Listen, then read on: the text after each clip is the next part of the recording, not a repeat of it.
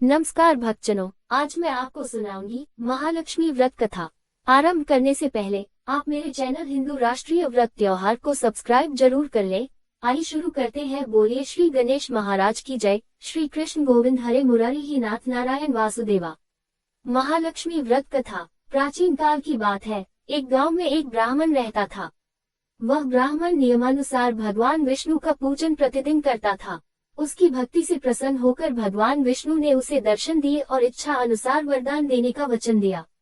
ब्राह्मण ने माता लक्ष्मी का वास अपने घर में होने का वरदान मांगा। ब्राह्मण के ऐसा कहने पर भगवान विष्णु ने कहा, यहाँ मंदिर में प्रतिदिन एक स्त्री आती है और वह यहाँ गोबर के उपले थापती है। वही माता लक्ष्मी है, तुम उन्हें अपने घर में आमंत्रित करो। देवी लक्ष्मी के चरण तुम्हारे घर में पड़ने से तुम्हारा घर धन धान्य से भर जाएगा। ऐसा कहकर भगवान विष्णु अदृश्य हो गए। अब दूसरे दिन सुबह से ही ब्राह्मण देवी लक्ष्मी के इंतजार में मंदिर के सामने बैठ गया। जब उसने लक्ष्मी जी को गोबर के उपले थापते हुए देखा तो उसने उन्हें अपने घर पधारने का आग्रह किया।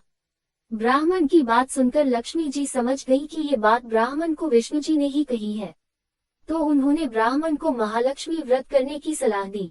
लक्ष्मी जी ने ब्राह्मण से कहा कि तुम 16 दिनों तक महालक्ष्मी व्रत करो और व्रत के आखिरी दिन चंद्रमा का पूजन करके अर्घ्य देने से तुम्हारा व्रत पूर्ण हो जाएगा।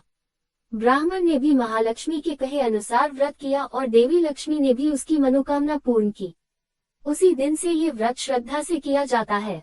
अगली कथा। एक बार महाभारत काल में हस्तिनापुर शहर में महालक्ष्मी व्रत के दिन महारानी गांधारी ने नगर की सारी स्त्रियों को पूजन के लिए आमंत्रित किया, परंतु उन्होंने कुंती को आमंत्रण नहीं दिया।